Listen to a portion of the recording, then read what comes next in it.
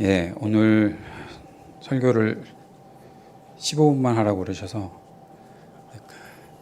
그 이야기를 제가 설교를 준비하기 전에 들었으면 괜찮은데 설교 준비 다 해놓고 30분짜리 설교를 준비해놓고 15분으로 줄이라고 하셔서 왜 줄이느냐? 네, 고일뱅크라고 그래서 그럼 줄여야 되겠구나. 근데 이제 그 설교를 15분 만에 마치면 제가 잘한 거고요. 설교가 15분보다 길어지면 주님께서 하시는 일입니다.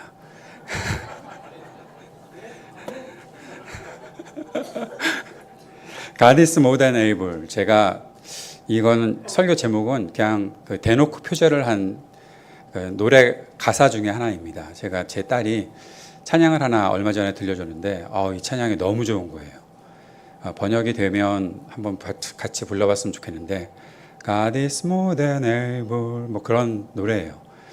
근데 제 딸한테 물어봤죠. 원래 영어 문법대로 하면 God is more than able to 뭐뭐뭐가 있어야 되거든요. 근데 왜 여기까지 끝나느냐? 이 시적 표현이어서 그런 것 같은데 맞대요. 그럼 이 able을 뭘로 해석하느냐? 뭐 여러 가지로 해석할 수가 있겠죠. 능력이라고 해석하는 것도 좋을 것 같은데 제 마음속에 가능성이라는 말로 해석하면 더 좋을 것 같다. 제 딸이 괜찮대요. 제 딸은 미국 사람입니다. 그러니까 뭐 걔가 괜찮다 그러면 괜찮은 거예요. 영어 교사이기도 하고요. 하여튼 괜찮다고 그랬으니까 하나님이 가능성보다 크시다. 그 말이 제 마음속에 팍 꽂혔는데 이제 저희가 2월 7일부터 9일까지 가복 청년들이 수련회를 갑니다. 이번 수련회 때 전체적인 주제가 야곱이에요. 야미세라는 그건 우리끼리 쓰기로 한 단어지. 뭔지는 나중에 청년들한테 물어보십시오. 야곱에게 미친 뭐뭐뭐 그렇게 나가는 건데요. 야곱을 다루려고 합니다. 근데 야곱을 다루면서 폴 스티븐스 박사님이 쓰신 내 이름은 야곱입니다라고 번역되어 있는 책, 그 책을 저희들이 공부를 하다가 제가 리브가에 대해서 좀 공부를 해야 되겠다라는 생각이 들었었어요. 그리고 리브가를 다시 한번 보게 되었어요. 근데 리브가를 보면서 이 제목이 딱 마음속에 이렇게 링크가 되는 거예요. 자, 그래서 그 이야기를 하려고 합니다. 예. 앉아 계시지만 안 하실 것 같아서 제가 이걸로 다 할 수 있습니다. 주님께서는 능력이 있으신 분이십니다. 자, 리브가를 보니까 한마디로 정리를 하면 리브가는 자신의 가능성만 믿고 살았던 사람이에요. 리브가가 어떤 사람인지 보면 부지런한 사람이었죠. 여러분 창세기 24장에 리브가의 기사가 처음 나오는데 아브라함의 종이 이삭의 아내가 될 사람, 그러니까 아브라함의 며느리를 구하러 갔다가 리브가를 만났는데 창세기 24장에 나오는 리브가는 천천히 걸어 다니는 적이 없어요. 계속 달려요. 뛰어요. 굉장히 부지런한 사람이에요. 뭐 여러분 중에서도 그런 분들 있죠. 뭐 뛰는 사람. 예배 시간도 뭐 한 10분 전에만 나오면 뭐 다 괜찮은데 막 30분 전에 나와서 앉아 있는 사람. 저희 아버지가 그러셨거든요. 교회에서 집까지 10분이면 걸어오는데 30분 전부터 나가서 계시는 그런 분들. 하여튼 부지런한 사람. 리브가는 또 어떤 사람이었냐면 결단력 있는 사람이었어요. 이삭과 결혼하게 될 거다라고 아브라함 집에 가야 된다. 그러니까 부모님이 뭐라고 하는 거 상관없어. 이미 자기는 마음속에 다 결단을 해버렸어요. 나는 간다라는 거예요. 빨리 간다. 그 집이 싫었을까? 친정이. 그런데 아무튼 간다고 결단을 했던 사람이에요. 그리고 지혜가 많은 사람이에요. 굉장히 전략가였어요. 리브가가 살아가는 모습들을 보면 그래요. 그랬던 사람이 리브가였는데 그것을 믿고서 평생을 살았던 것 같아요. 리브가를 보면서 리브가에게 문제가 발생했다라는 것들을 알게 되는데 어떤 건가 하면 이삭을 처음 만났을 때 믿음과 사랑으로 결혼했거든요. 믿음을 가지고 아브라함의 집에 와서 이삭을 만나게 되었고 둘이 첫눈에 반해서 서로 사랑하게 되었어요. 그리고 소망을 가지고 있었어요. 하나님께서 주시는 미래를 가지고 있었던 사람이니까.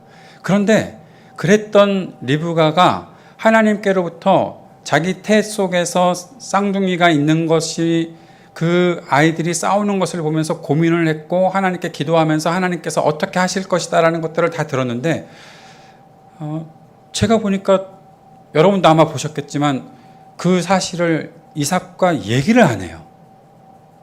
이삭에게 이렇대요. 큰애가 있고 작은애가 있는데 작은애가 하나님께서 더 크게 쓰실, 작은애를 통해서 하나님께서 이루실 일이 있는 것 같아요 라는 이야기를 안 해요. 거기에는 두 사람의 문제가 있었던 거죠. 첫 번째는 이삭의 문제였죠. 이삭이 어떤 사람입니까? 여러분, 이삭 그러면은 굉장히 좋은 사람으로 우리가 알고 있긴 하지만 사실 제가 목회 심리학을 배우면서 이삭에 대해서 한번 공부를 할 때 이삭은 아버지가 자신을 대놓고 죽이려고 했잖아요. 칼을 들고. 그때 입었던 외상후 스트레스 장애 때문에 굉장히 힘든 삶을 살았어요. 소극적일 수밖에 없는 삶을 살았어요. 수동적일 수밖에 없는 삶을 살았어요. 적극적이지가 않아요. 그냥 우물을 빼앗기면 다른 데로 찾아가요. 이것을 우리가 믿음으로 보기도 하지만 한번 인간적인 측면에서 생각해 보면 굉장히 소극적으로 바뀌는 사람인 거죠. 말이 없어요. 이삭이 뭐 말을 하는 것들을 나중에 몇 군데 나오지만 그의 말 속에서는 이렇게 사람이 끌려다닌다고?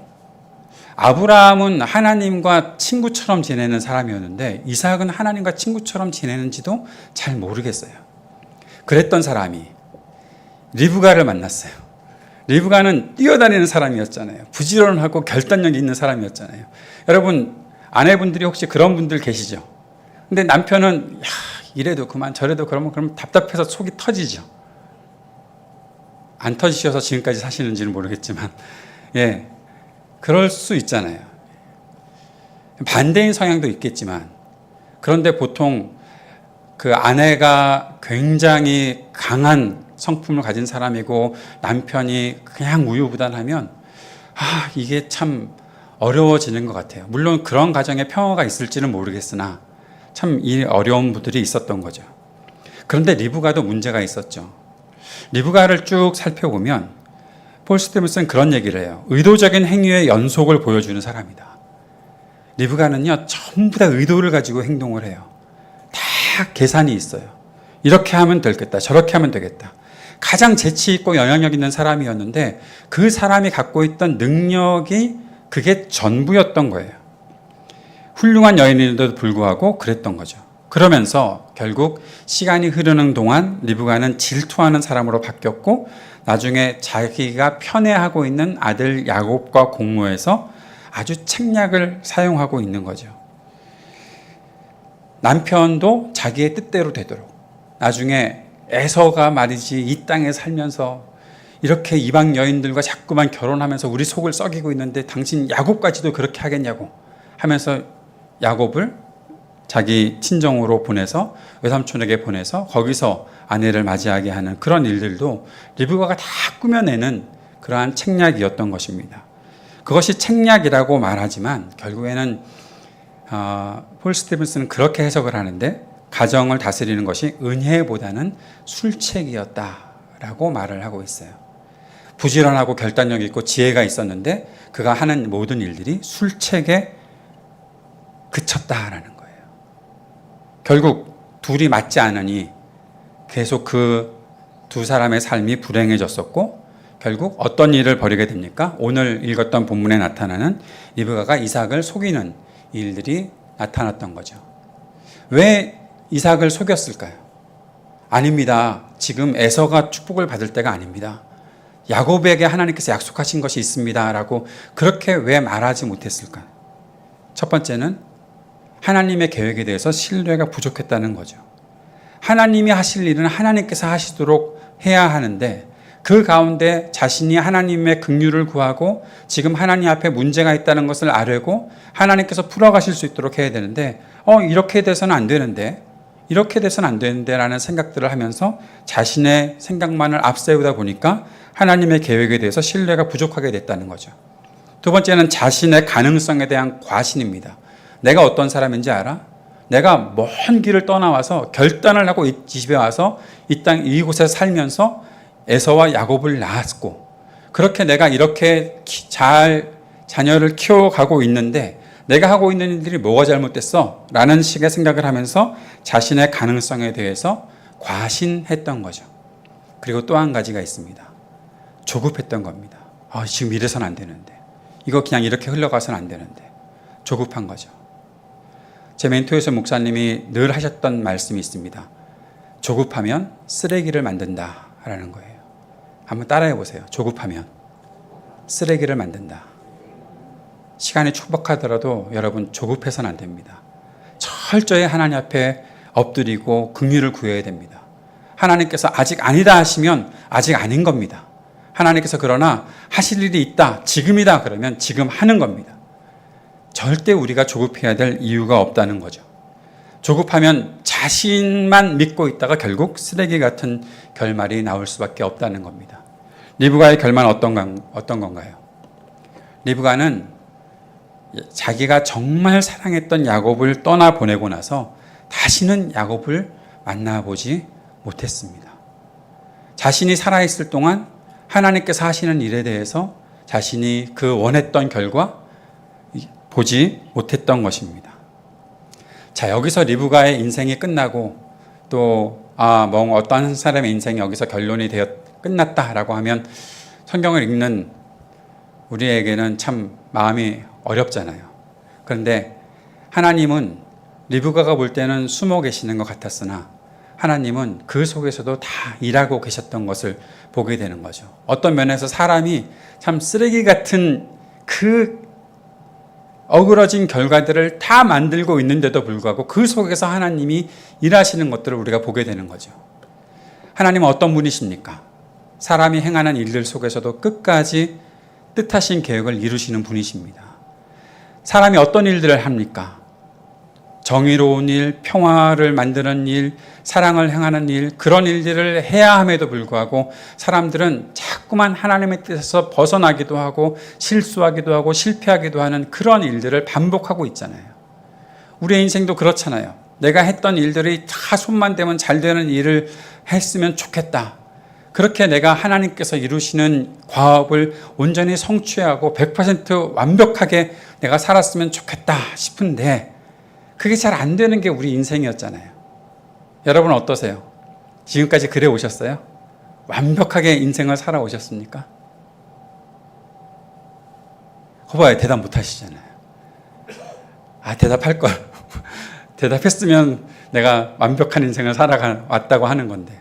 그런데 우리가 그럼에도 불구하고 나의 인생에 오류가 없다라고 말할 수 있는 것은 뭐예요? 하나님께서 우리를 회복시켜 주셨기 때문이죠. 하나님께서 우리 가운데서 일하고 계셨기 때문이죠. 우리의 실수가 얼마나 많았습니까? 우리의 실패가 얼마나 많았습니까? 그럼에도 불구하고 내가 아직까지 끝나지 않고 계속 내 삶을 이어갈 수 있다는 것은 무엇 때문입니까? 하나님이 그 속에서 일하고 계셨기 때문인 거죠. 어떻게 하나님께서 일하셨습니까? 고쳐서라도 하나님께서는 일하시고 뒤 엎어서라도 하나님께서는 일하시는 분이시기 때문에 그런 겁니다. 한번 자기 자신에게 이야기해 보십시오. 하나님은 나를 고치실 것이다. 따라해 보십시오. 이런 건 제가 잘못된 말을 한 건 아니잖아요. 자, 하나님은 나를 고치실 것이다. 하나님은 나를 뒤 엎으실 것이다. 그래서라도 하나님께서는 자신의 뜻을 이루시는 분이십니다. 믿으십니까? 그 사실을 믿지 않으면 우리가 어떻게 살아갈 수가 있겠습니까? 하나님은 사람의 가능성보다 더 큰 일을 행하시는 분이십니다. 나는 이 정도의 가능성을 갖고 있으니까 이 정도 일을 하면 끝나겠지. 우리는 그렇게 생각하고 우리의 인생을 살아가는지 모르겠으나 하나님은 내가 갖고 있던 가능성보다 훨씬 더 큰 일을 하시는 분이시다라는 사실을 믿어야 하는 것입니다. 리브가는 자신의 가능성만 믿고 있었습니다. 자신의 지혜, 자신의 부지런함, 나는 성실한 사람이니까, 나는 지금까지 모든 일들을 잘해왔으니까, 내가 얼마나 똑똑한 사람인 줄 알아? 내가 얼마나 많은 지식을 갖고 있는지 알아? 내가 사람들보다 얼마나 많은 뛰어난 것들을 갖고 있는지 알아? 나는 그러니까 나는 이만큼의 일을 할 거야 라고 생각하고 있었던 리브 같은 사람에게 하나님께서는 아니야. 그런 것이 아니야. 네가 아무리 많은 것들을 갖고 있고 너가 가지고 있는 것이 아무리 뛰어나다고 하더라도 내가 쓰지 않으면 아무것도 아니야. 내가 사용하고 내가 일이 있고 내가 일을 진행해야 그 일이 완전해지는 거야. 하나님은 나의 가능성을 뛰어넘는 분으로 역사하시는 분이십니다. 우리는 그 하나님을 믿고 살아가는 것입니다. 여러분, 우리가 우리 자신의 가능성만 믿고 산다면 하나님 믿고 하나님을 찬양하고 하나님 앞에 신앙생활 할 이유가 뭐가 있습니까? 내가 들었던 것들만 생각하고 내가 배웠던 것들만 생각하고 내 경험만 의지하고 산다고 한다면, 경험을 좀 더 벗어나서 내 가능성만 믿고 산다고 한다면, 내가 이 정도 되었으니까 이만큼 이룰 수 있겠지 정도만 생각한다면 뭘 하나님 믿습니까? 왜 교회 다닙니까? 이 아까운 시간에 취미생활도 하고 자전거도 타고 뭐 수없이 할 일들이 많이 있잖아요. 제가 어느 날 주일날 휴가를 받아서 집에 한번 있었거든요. 집 앞에 나갔더니, 미국에 살 때요, 집 앞에 나갔더니 수많은 사람들이 자전거를 타고 다니더라고요. 와, 좋겠다. 저 사람들은 얼마나 많은 사람들이 보람찬 일들을 하고 살아가고 있습니까? 근데 우리는 주일이라고 교회에 와 있잖아요. 왜요? 우리 하나님을 믿으니까. 뭘 믿는데요? 내가 갖고 있던 것만 믿고 있고, 내가 갖고 있는 지식만 믿고 있고, 내가 갖고 있는 정보력, 내가 갖고 있는 어떠한 경험, 그 정도의 가능성만 믿고 살아가고 있다면 하나님 믿는 것이 뭐가 필요합니까? 근데 우리는 그것을 믿는 것이 아니잖아요. 하나님은 그것보다 더 큰 일을 행하실 수 있는 분이라는 사실을 믿으니까 주님을 경배하고 찬양하고 하는 거잖아요. 여러분, 그러니까 내 자신의 삶이 아무리 작고 보잘것없다고 하더라도 하나님께서 하실 일들에 대한 기대함을 가지고 주님 앞으로 나아가서 주님의 긍휼을 구하셔야 하는 것입니다. 우리는 어떤 믿음으로 살아야 합니까? 첫째, 자신에 대한 신뢰를 내려놓아야 합니다. 우리 여리고성 전투 오늘 말씀 들었잖아요. 아이성 전투는 어떻게 됐어요? 패했어요. 우리가 여리고도 이겼는데 아이 못 이기겠어? 하나님께 한마디도 묻지 않고 나갔다가 완전히 패망했어요. 자신만 믿고 있다가 끝까지 하나님을 신뢰해야 되는 것입니다. 나에 대한 신뢰, 나에 대한 과신 철저히 버려야 하는 겁니다. 겸손히 주님께 긍휼을 구해야 합니다. 우리가 하나님께 기도하는 것은 두 가지가 기본이 되어야 돼요. 하나님 감사합니다. 하나님 나를 불쌍히 여겨주십시오. 이 두 가지는 항상 있어야 되는 일이에요. 아침에 일어나면 꼭 그렇게 이 두 마디의 기도를 하십시오. 하나님 감사합니다. 따라해 보세요. 하나님 감사합니다. 하나님 불쌍히 여겨주십시오. 예. 오늘 왜 자꾸 따라하나 하면 제가 금방 맞춰야 되기 때문에. 세 번째는 하나님께서 하실 일들에 대해서 신뢰해야 됩니다. 하나님께서 하실 것이다. 분명히 믿고 하나님을 신뢰해야 됩니다. 마지막으로 주님 말씀을 철저히 끝까지 따라가야 합니다. 철저히 끝까지 하나님 말씀을 따라가야 됩니다. 말씀을 따라간다는 것은 어떤 것입니까? 하나님의 말씀을 들어야 합니다. 하나님 말씀 읽어야 합니다. 하나님 말씀을 연구해야 됩니다. 하나님 말씀을 암송해야 됩니다. 그리고 하나님 말씀을 묵상해야 됩니다.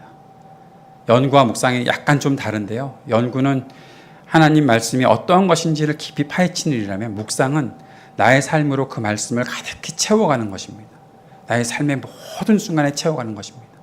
그런데 이것은요, 그냥 하루아침에 이루어지지 않아요. 끊임없이 반복해야 이루어지는 것입니다. 그렇게 살아갈 때 우리는 나의 가능성보다 훨씬 더 크신 하나님을 보게 될 것입니다. 그 하나님을 만나시는 이 한 주간, 또 우리의 인생 믿음의 삶이 될 수 있기를 바랍니다.